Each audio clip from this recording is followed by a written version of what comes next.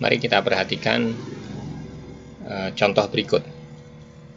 Ini ada sistem persamaan linear yang terdiri dari 3 persamaan. Sini ada 3 persamaan dengan 3 buah variabel. Ya, ada 3 persamaan dengan 3 buah variabel. 3 variabel. Kita ingat, komponen dari persamaan adalah koefisien, ya kan? Kemudian konstan dan variabel itu sendiri. Dan kita tahu bahwa yang dimanipulasi saat mencari solusi adalah koefisien dan konstan saja. Jadi koefisien dan konstan saja. Dan kita bahas kemarin sebelumnya di video sebelumnya bahwa karena yang dimanipulasi adalah koefisien dan konstan saja, maka kita ambil saja koefisien dan konstan. Kita buat menjadi matrik. Matrik koefisien sampai sini, matrik koefisien. Kalau 3 variabel, 3 persamaan berarti 3 kali 3.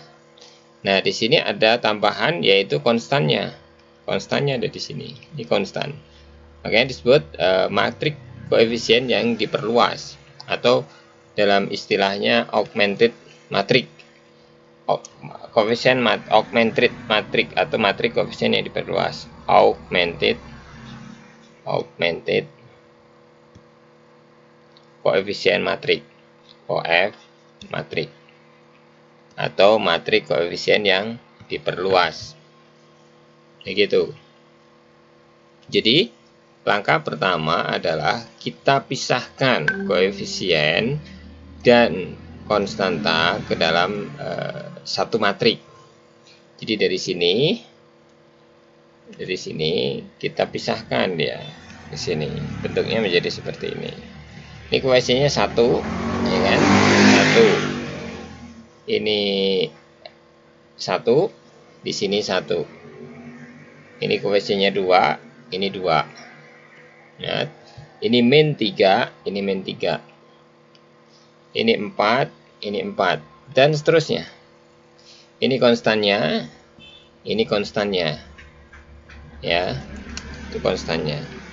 Seperti itu. Nah, sekarang kita ingat kembali langkah-langkahnya.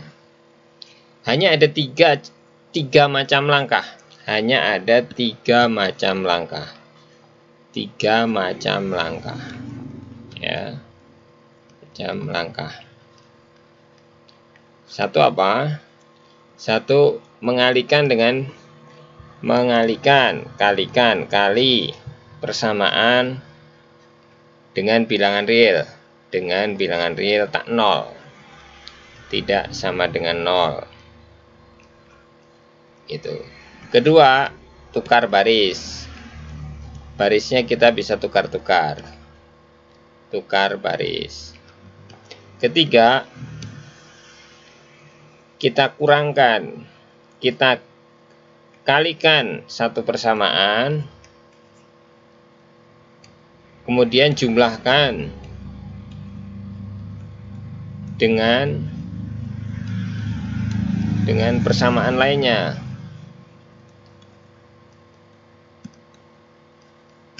Nah, langkahnya cuma 3 ini. 3 macam langkah ini untuk kita mendapatkan solusi dari persamaan linear, sistem persamaan linear tersebut. Kita tahu tujuannya apa? Tujuannya adalah mendapatkan nilai masing-masing variabel. Kemarin sempat kita amati gimana mendapatkan nilai masing-masing variabel. Ada kondisi ideal dan kondisi sebelum ideal. Ya, langkah kita di sini kita akan menuju ke kondisi sebelum ideal dulu. Sebenarnya ini caranya sama dengan eliminasi, sama, hanya kita akan bekerja hanya di koefisiennya saja. Lihat, misalnya bentuk awal adalah seperti ini. Nih, amati, kita lihat kursor, bentuk awal seperti ini, ya. Kemudian kita lakukan langkah 1, baris 2 dikurangi 2 kali baris 1.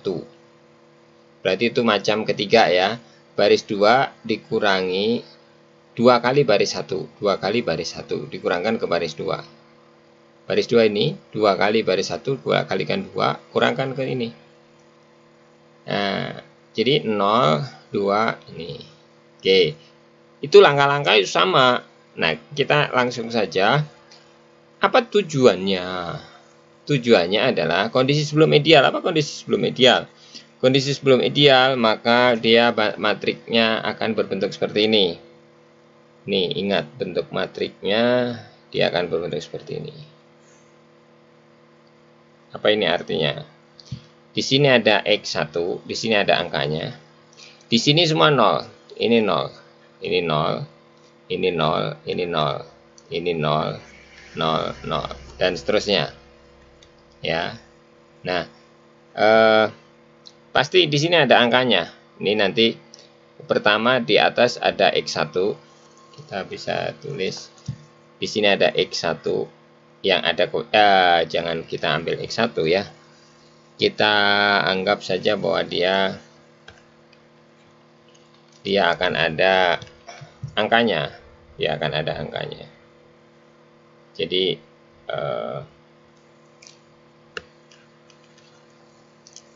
sini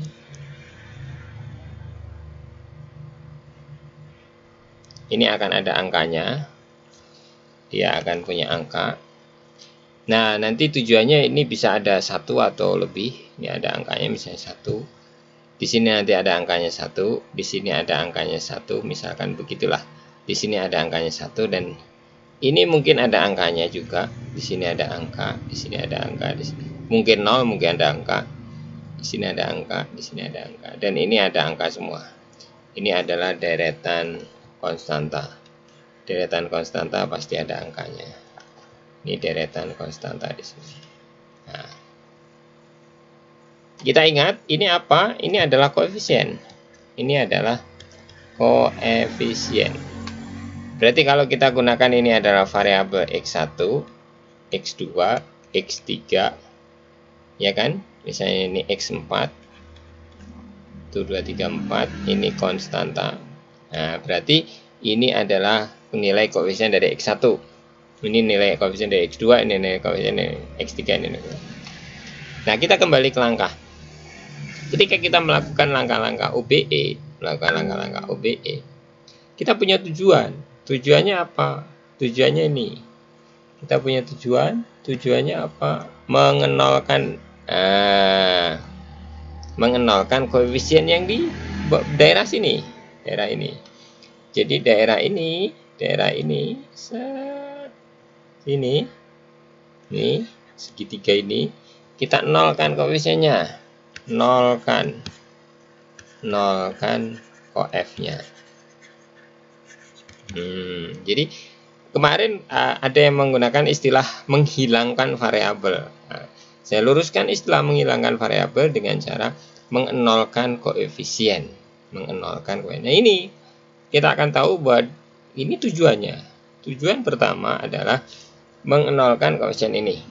Nah, dan bisa jadi kondisi lebih bagus lagi adalah ketika semua variabel di diagonal ini nilainya 1. Semua koefisien ini nilainya adalah 1. Oh, salah. Semua variabel di diagonal ini nilainya 1. Ya. Nilainya akan menjadi 1. Ini hasil akhirnya, lihat. Dia di sini nilainya 1. Nah, diagonal. Ini adalah konstanta. Ya, bisa diamati sehingga akan berbentuk seperti ini kalau kita kembalikan ke persamaannya. Nah, ini kan kondisi kemarin. Kita lihat bahwa ini adalah kondisi ideal, sebelum ideal ya, sebelum ideal. Dengan begini kita lakukan langkah substitusi. Ya. Oke. Dengan substitusi kita bisa selesaikan. Ini langkah-langkah ini yang disebut eliminasi Gauss. Oke, bisa diikuti langkahnya. Ya, ada 3 macam langkah. Kemudian tujuannya adalah mengenolkan segitiga bawah dan menjadikan elemen diagonal itu bernilai 1. Demikian uraian dari saya, semoga bisa diikuti. Silahkan berlatih untuk melakukan langkah ini. Dan ini namanya adalah eliminasi Gauss.